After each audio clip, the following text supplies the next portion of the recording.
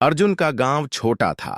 एक ऐसी जगह जहां सुबह की हवा में हल्की मिट्टी और चाय की खुशबू साथ साथ चलती थी। मकानों की दीवारें धूप छांव की तरह पीली और थोड़ी टूटी फूटी थीं। गली में बच्चे खेलते और शाम को दुकानदार अपनी दुकान बंद करते समय एक दूसरे से मजाक कर लेते। अर्जुन के पिता सब्जी मंडी में काम करते थे। रोजाना सुबह 4 बजे उठकर ट्रक पर सब्जियां भरते और शाम तक लौटते। माता हमेशा कहती, समय का इज्जत करो बेटा, समय ही सब कुछ है। पर अर्जुन ने इसे ज्यादा गंभीरता से नहीं लिया। अर्जुन बचपन से ही अलग था। उसके सपने बड़े थे। उसे लगता था कि अगर उसके पास पैसों की कमी नहीं होगी तो उसकी जिंदगी आसान हो जाएगी। स्कूल की डेस्क पर बैठकर वह अपने नोटबुक में ऐसे सपने बनाता। बड़ा सा घर, मोटी मोटी किताबें नहीं, पर एक चमकदार बाइक और शहर में घूमने के कपड़े। माँ के सवालों पर वह अक्सर जवाब देता, थोड़ी देर में, माँ, बस एक बार पैसा आ जाएगा। गांव के बाकी बच्चे पढ़ते, खेलते और पता नहीं कैसे अपनी दुनिया में खो जाते। पर अर्जुन हमेशा ऐसी चीजें ढूंढता जो जल्दी पैसा दिला दें। कभी किसी दोस्त के पापा ने उसे बताया कि शहर में कुछ लोग कम समय में बहुत पैसा कमा लेते हैं। अर्जुन ने वह सुनते ही आंखों में चमक ला दी। उसके अंदर की बेचैनी बढ़ती रही। क्यों ना मैं भी जल्दी अमीर बनूं? क्यों ना मैं भी वही कुछ कर लूं जो दूसरों ने किया? अर्जुन के दादाजी दयाल स्वभाव के इंसान थे।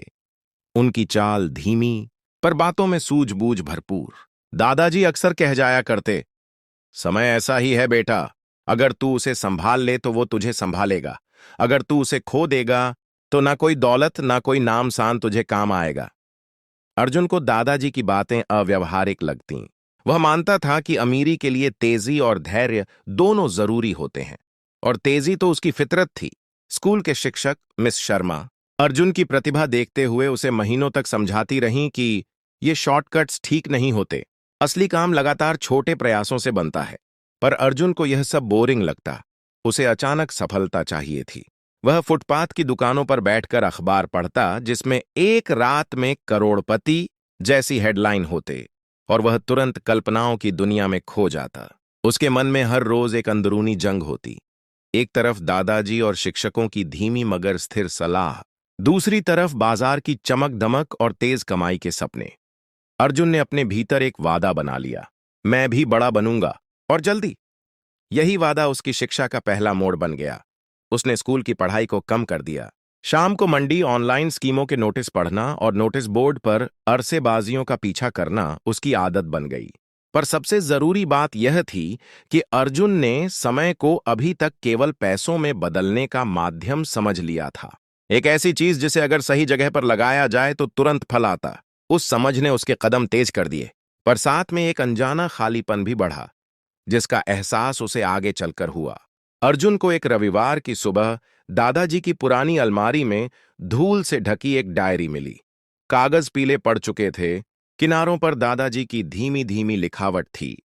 पहली पंक्तियों में दादाजी ने लिखा था, समय का हिसाब रखना, हर सुबह उठकर 1 घंटा अपने आप पर लगाओ। अर्जुन ने पढ़ा और सोचा यह सब बूढ़ों की बनावटी बातें हैं। पर जैसे जैसे वह आगे बढ़ा, डायरी में छोटे छोटे किस्से और गिनतियां थीं। दादाजी ने अपने बचपन, उपवास, खेतों की बुवाई और समय के छोटे छोटे निवेशों का उल्लेख किया था। एक पन्ने पर दादाजी ने एक सरल गणित लिखा था, अगर तुम हर रोज 1 रुपया बचाओ और हर दिन उसका हिसाब रखो तो 1 साल में तुम्हारे पास 365 रुपए होंगे। पर अगर तुम हर दिन 1 घंटा खुद सीखने पर लगाओगे तो साल के अंत में तुम्हारे पास न सिर्फ पैसा बल्कि कौशल भी होगा, जो तुम्हें 10 साल बाद अन्न देगा। यह तुलना अर्जुन के मन में एक हलचल सी ला गई, पर उसने इसे अस्वीकार कर दिया। अर्जुन ने डायरी पढ़ी और दादाजी की यादों और सलाहों का मजाक उड़ाते हुए सोचा, मैं इस तरह नहीं, मेरे पास धैर्य नहीं है, मैं फटाफट कुछ करूंगा। और उसने असल में वही किया। उसने कुछ दोस्तों के साथ मिलकर छोटी छोटी ऑनलाइन स्कीमों में निवेश करना शुरू किया। यही पक्का तरीका है, उसने सोचा। पहली बार उसने जुए का स्वाद चखा। जरा सा जोखिम, थोड़ी सी जीत की उम्मीद, और यही उम्मीद उसके लिए नशे जैसी बन गई। वर्ष बीते। हर बार पराकाष्ठा पर पहुंचते हुए भी अर्जुन असफल रहा। कभी निवेश का पैसा वापस नहीं आया, कभी कोई लिंक धोखा निकला। इस बीच उसने पढ़ाई और समय दोनों छोड़ दिए थे। उसकी मां ने कई बार समझाया, बेटा, पढ़ाई छोड़ना मत, कम से कम कुछ बन जाए। पर अर्जुन ने मां की बातों को भला कर दिया। मां, मैं बड़ा फायदा कमाऊंगा। और उसी तर्क के सहारे वह अपनी गलतियों पर अटक गया। धीरे धीरे उसके दोस्त और रिश्तेदार आगे निकल गए। कुछ ने नौकरी पाई, कुछ ने छोटा व्यापार शुरू किया, पर अर्जुन का अहम उसे स्वीकारने नहीं देता था। मैं अकेले बड़ी कामयाबी की राह ढूंढ रहा हूं, पर वास्तव में वह अपना अमूल्य समय गंवा रहा था। डायरी की हर लाइन अब उसके दिमाग में गूंजती, पर कंक्रीट की तरह रुकने में असफल। वह सुनती पर अमल नहीं करता।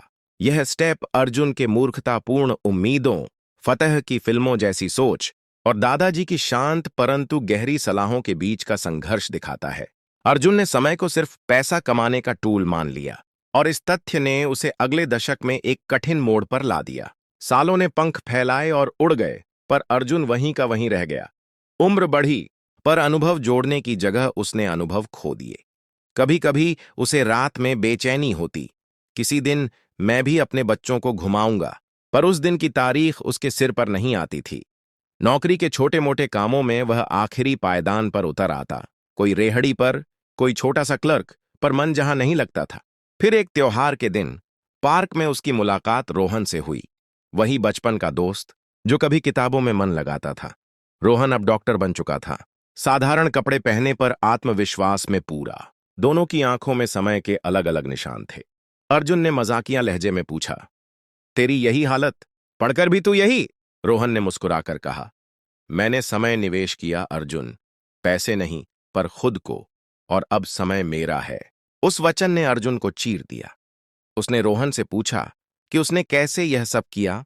रोहन ने बताया कि उसने छोटे छोटे कदम उठाए, रोज कुछ देर पढ़ना, एक स्किल सीखना, कड़ी मेहनत और सुनियोजित बचत। उसने अपनी गलतियों को साझा किया और बताया कि किस तरह उसे असफलता मिली और कैसे उसने हार नहीं मानी। रोहन की बातें अर्जुन के अंदर एक ठंडी लहर छोड़ गई। असल में वह हमेशा से समय की कीमत नहीं समझ पाया था। रोहन ने उसे दिखाया कि अभी भी बहुत कुछ सुधारा जा सकता है, पर उसके लिए मेहनत करनी पड़ेगी। अर्जुन की आंखों में पछतावे की नदी बह निकली। यह वह पल था जब उसने पहली बार सचमुच महसूस किया कि उसके खोए हुए साल वापस नहीं आएंगे।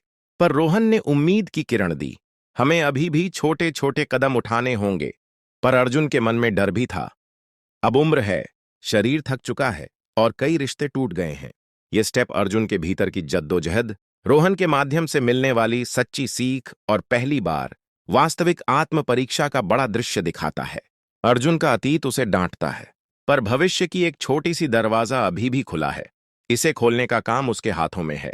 अर्जुन 35 के आसपास गंभीर आर्थिक और स्वास्थ्य संबंधी समस्याओं का सामना करता है।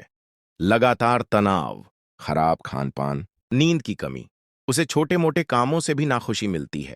एक रात वह दर्पण में खुद को देखता है और पछतावा उसे घेर लेता है।